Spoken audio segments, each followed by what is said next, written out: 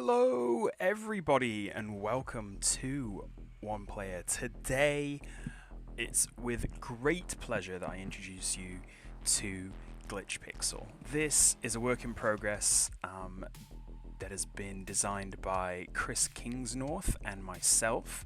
We've been working on this for a little while and have just entered it into the BGG 2021 Solitaire PnP Contest. I thought I would show you some of the gameplay and how to navigate this tabletop simulator mod that Chris has lovingly constructed.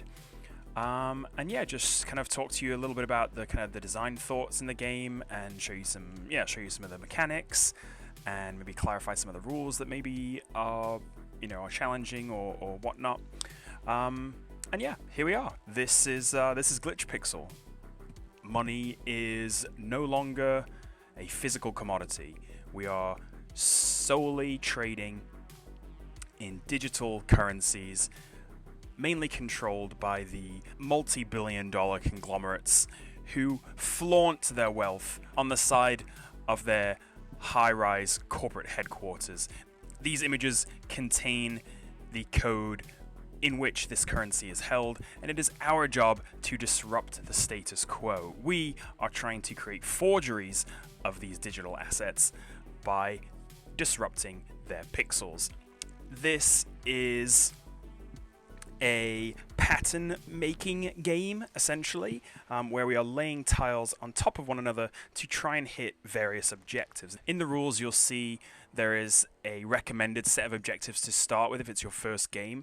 I'm not going to be playing those. I'm going to be playing just these three that I just chose randomly, but this is probably something like the setup that you'll want to have at the start of the game. We've got a deck over here of 27 snippet cards.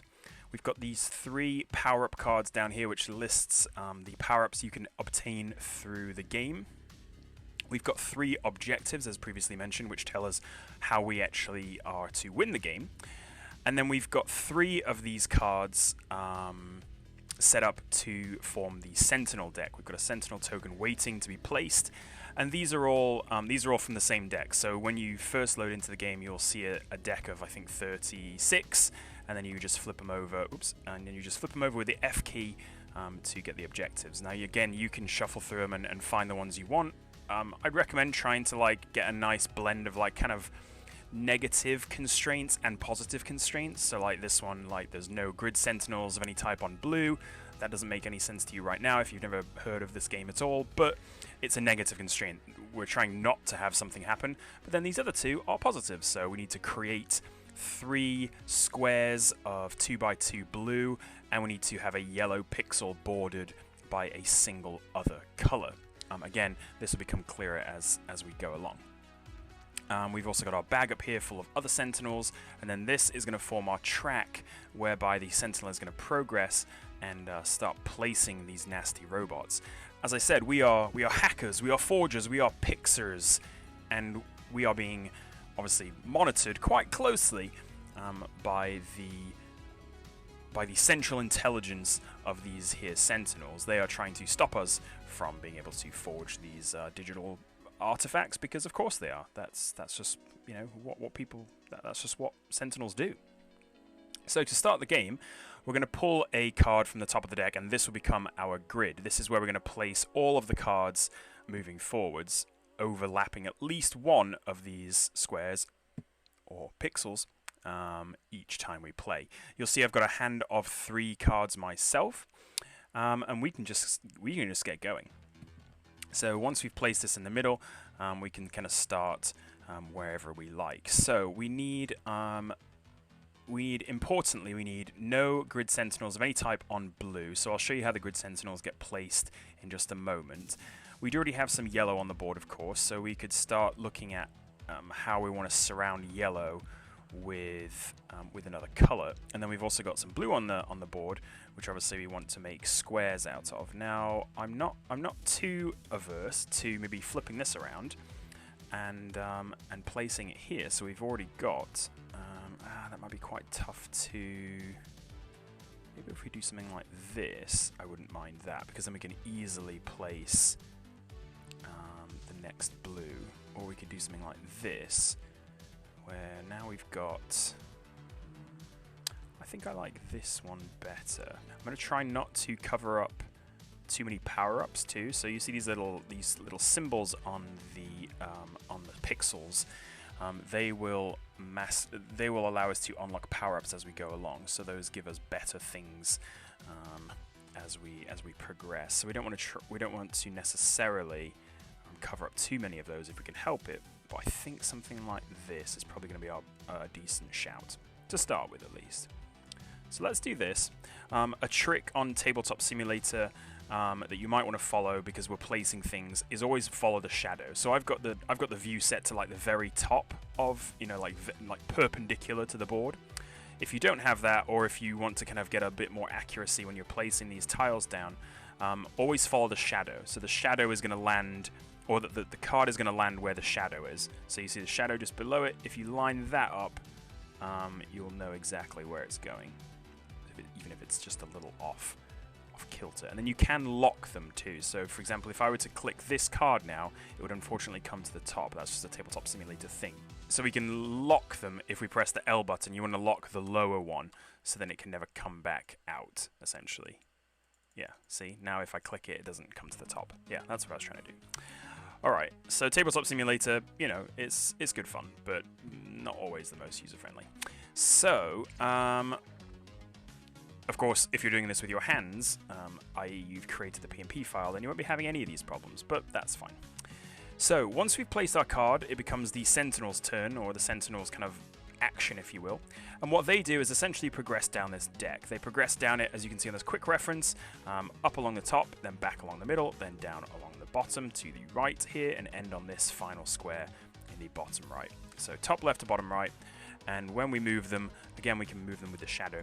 And we place them, and we're now going to take a Sentinel from the bag and place it on the matching, a pixel, I should say, of the matching color that we just placed down. So on this card, there are two options, this pink or this pink, and let's go for this one, because we do want to try, maybe, and maybe we can use this pixel bordered by red or green, for example. So this one is less useful because we can't border it with blue, as that would get in the way of our three separate squares. I should say that once we're going to draw our hand back up to 3. If we were to create this square, let's say like this, I'm just going to do this really quickly. We wouldn't then, like the objective would be broken if we were to then add, say, like a blue down here as well, because then it's no longer a square, it's a kind of P shape, and we don't want P shapes, we want squares. That's quite important. So this isn't necessarily a bad placement though, although it does cover this power-up square, but needs must. We've also got some other diamonds with which we can earn power-ups if we wanted to. This we're covering up a blue. Oh, this we're covering up a yellow though, so I'm not too convinced by this placement. Let's just go in for this square. I think this set of objectives I think shouldn't be too difficult, so I think we'll be okay. Once we've placed this down, again, it's the Sentinel's turn, and they're going to move into this blank space, which is known as a glitch. Now, on the grid, glitches can be really helpful. Here, they're even more helpful because we don't have to place a Sentinel. So, we just move it along, it takes its turn, but we don't have to place anything down. So, lovely stuff. We get a little break as the Sentinels are taking they're rebooting, let's say. So on our next turn, let's see what we can pull together here. We've got another diamond, which I'm intrigued by. As if we put this, say, no. See, we need to place the tiles so it overlaps. So we wouldn't be able to place it here, for example, right next to it, because we don't overlap any pixels. We have to just keep adding to the grid we've already started. The reason that I like this, though, is that if I put it, yes, here we are. Now we've got a yellow already surrounded on 3 sides by a green. However, well, this might be giving me. I think this is a good start. The only trouble this gives me is that now I've taken this turn and I move. You'll see I'm on a green. So now I need to place a Sentinel onto a green that on the card I just placed down, on the snippet I just placed down, I should say. I should use my appropriate nomenclature. So if I were to place it here, this is again breaking the objective. If a sentinel is present on an objective, it breaks. So we cannot finish the game if this is the yellow pixel we're choosing to use with a sentinel here. However, if we were to place it next to a glitch, we can use this maneuver function on our turn. Rather than place a card, we can maneuver or scan, and I'll show you how both of those things work in just a moment. But in short, placing sentinels next to glitches on the grid is not a bad idea.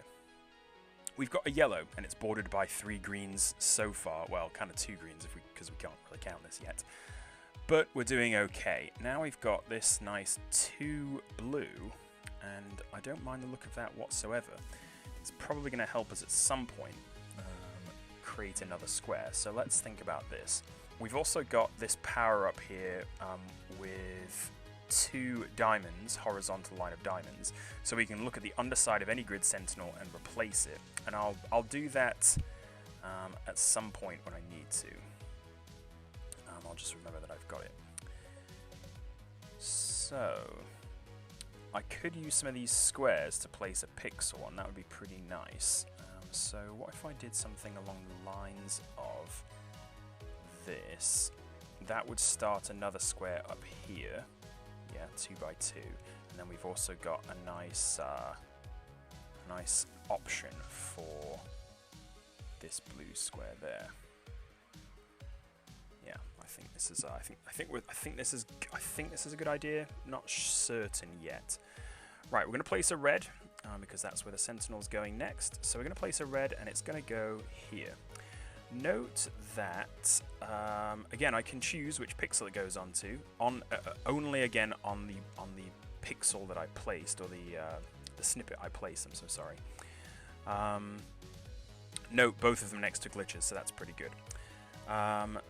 Let me show you how. Do I want to get rid of these cards though? So if I did this, this would come here. I wouldn't have a square per se. I'd have a tetromino. But if I did it the other way around, I'd have the beginnings of a square down here, and that's pretty neat. Let's do it. I think I'm going to do it. So we're going to place this here, like so. I've gained. We'll handle the sentinel right away, so I don't forget, because I am wont to do that, like thusly. And now I've gained this power up of 2 vertical squares, which means I can place 1 pixel tile onto the grid. And I'm going to choose blue because, well, frankly, that's what I want to do. Oh no, hang on. I should choose green and put it here. I should choose green and put it here.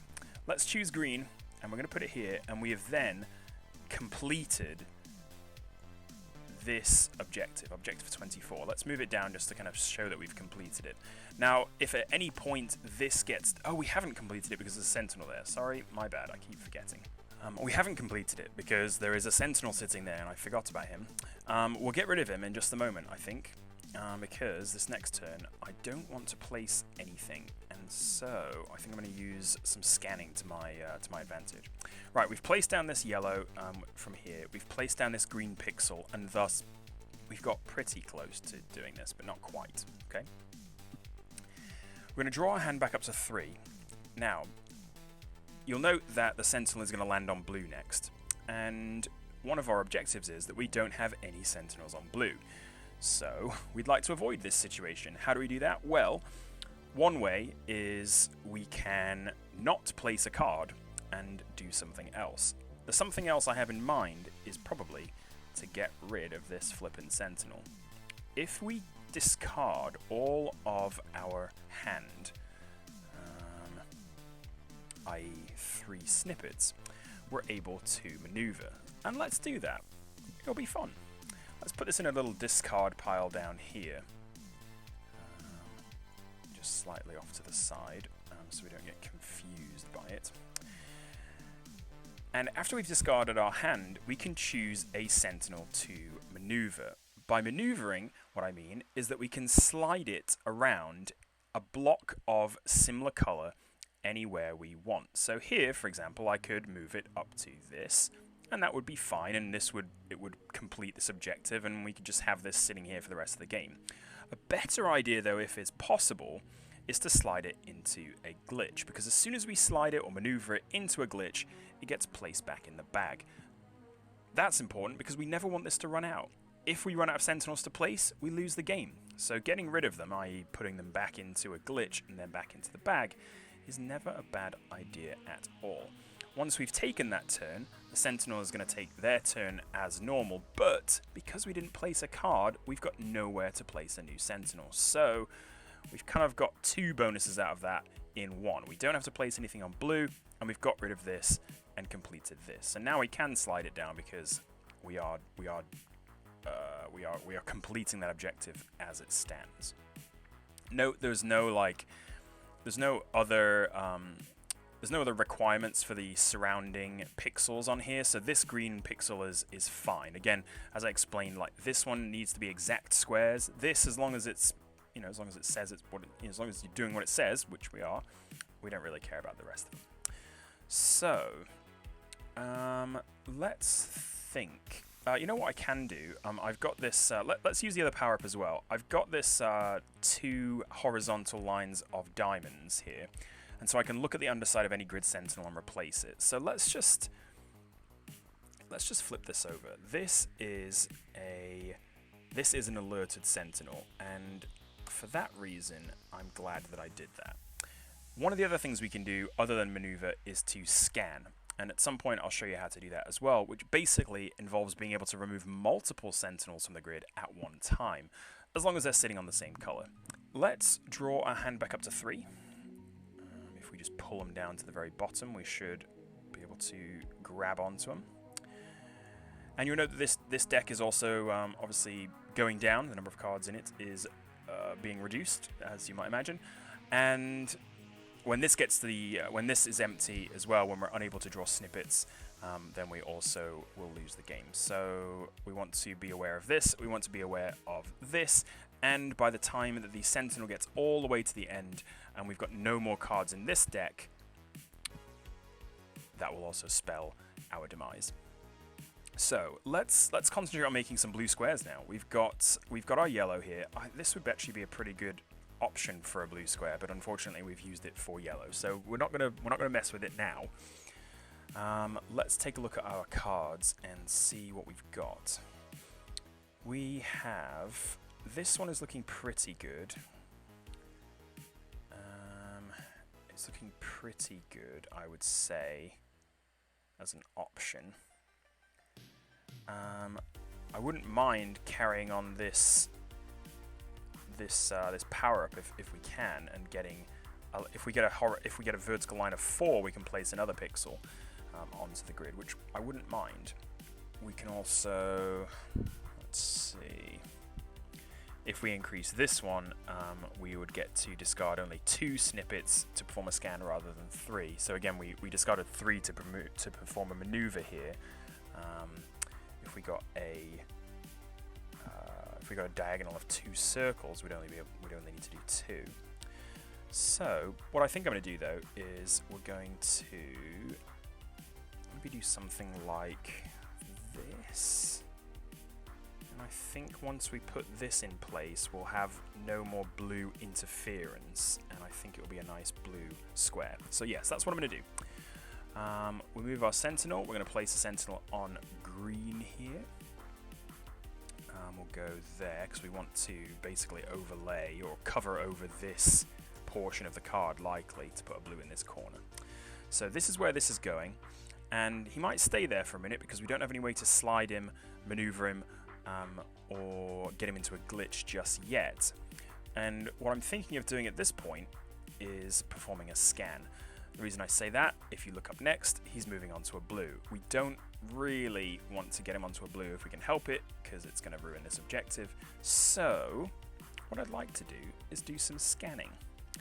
And to scan, I am going to discard all my cards, or I should say discard 3 snippets. That's Nice discard pile there now. We're burning through the cards, but it's okay. Now we know that this one's alerted, so I'm going to check this one first. Let me back up. Once I've discarded all my cards, or I've discarded 3 snippets, I should say, we're going to choose a colour, upon which Sentinels live, and we can flip them over. Now, we already know that this one is alerted, because we were able to flip it over and check it a little earlier. So, if this is alerted, that means we'll see 2 alerted Sentinels, and once we see 2 alerted Sentinels, they become entrenched. That means we cannot maneuver them, and we can no longer remove them from the grid. That could be pretty bad, especially given that we're dwindling down to only 5. So let's check this one first, given that we don't know, this is the only unknown quantity, and it is not alerted, which is lovely, because that means we can flip this one safely, and then, given that there's no other Sentinels on pink, that's turn. That's it. We're done. We can remove both of these safely and put them back into the bag. Brilliant stuff. That was our turn. That's the Sentinel's turn, but because we added no new pixels, because we didn't do any hacking per se, in terms of pixels, we're not going to place out a Sentinel. So that's good. We're going to draw 3 cards. I know there's a way to do this with the right mouse button, but I'm just going to do it slowly because I don't trust myself on Tabletop Simulator. Let's have a look at what we can do here. Now we've got another, funnily enough, we've got another line of 2 horizontal diamonds here, which we could utilize to look at any Sentinel again, which I don't mind. And then we've got a nice candidate for a, I just pointed at that, I just pointed at the screen like you could see it. We've got a nice candidate here for if we can find a 2 blue together, we can just plop it down and we've done pretty well. Let's throw that down here. Now we've got this power up again, 2 diamonds, yeah. So let's look at this one, and it's not alerted, that is good. As the Sentinel moves, we'll place one on yellow. It doesn't really matter which yellow on this card. If 4 Sentinels are ever adjacent, that is another way to end the game, but we're pretty far off from that, so I'd say it's a pretty safe bet. And now we have 1 and 2 2x2 squares of blue. So we're doing okay there. Let's pull up another card. There's still no blues next to one another, but that's okay. I mean, we should be able to finish this pretty easily. Here is this, and that means we are on to the next card. So we're going to remove the token from the deck just for a moment. This is going into the discard. No, this top card is going into the discard. And thankfully this next one isn't blue, it is green. So he's going to hop onto the green. Boop. Hello. There we go. We'll put a Sentinel onto the green here. Lovely stuff. And I think we've got a pretty good shot at winning in this next turn. So, if we pull this card, not the deck, pull the card. I swear my fingers are much better at this than my brain is. Or wait, no, my brain is much better than, I don't know. If I was doing this in person, I suppose is what I'm trying to say, I think I'd be able to grab a single card rather than the deck. But here we are, it's the future, and we're playing board games on a computer now. That is a win, because once we move this Sentinel, he's not going to do anything. We've got 1, 2, 3, 4, a 2x2 blue, a 2x2 blue, a 2x2 blue right here. We've got a single yellow pixel bordered by all greens, thanks to this little handy green pixel tile. And we've got no grid Sentinels of any type on blue, and that is a victory. Lovely stuff, and not too difficult. This set of objectives wasn't too hard. I mean, this 3 separate 2x2 squares is a bit of effort, not too bad. This one, pretty straightforward. And this one, as long as you can avoid, you plan out correctly when you scan and when you maneuver, you should be able to get around it. Not too bad. So, this is Glitch Pixel. We're really excited about the game. I think we've put a lot of playtesting ourselves into it, and are hoping to build up a campaign whereby some of these power-ups come into play a little more powerfully, if you will. some of the mechanics will be kind of highlighted per level, which should be hopefully pretty fun. And you'll get to interact with the Sentinels and whatnot. But if you just want a quick game, choose your objectives, throw them down, and you can get started on either Tabletop Simulator or the PnP files that we have in the BGG thread. I'll leave a link to the thread in the description of this video, and to the PnP files.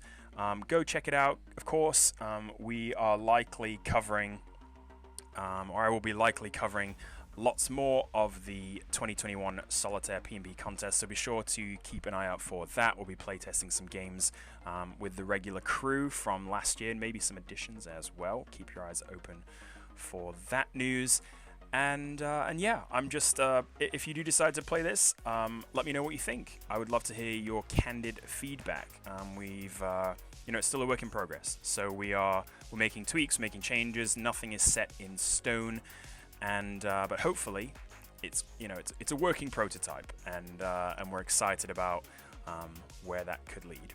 So that will be it from me. Thank you so much for watching. Thank you, obviously, to Chris for his massive efforts on this Tabletop Simulator, on the graphic design for this game. He has put in a lot of legwork. So massive shout out to Chris Kingsnorth, my co-designer. Yeah, that's gonna be everything from me. Thank you so much. If you like this video, drop a like, I suppose. If you're new to the channel, do subscribe. I play solo board games and other things. We live stream mostly once a week, and do lots of PnP and cool other stuff. I've talked too much. Thank you so much for watching, and until next time, I will see you later.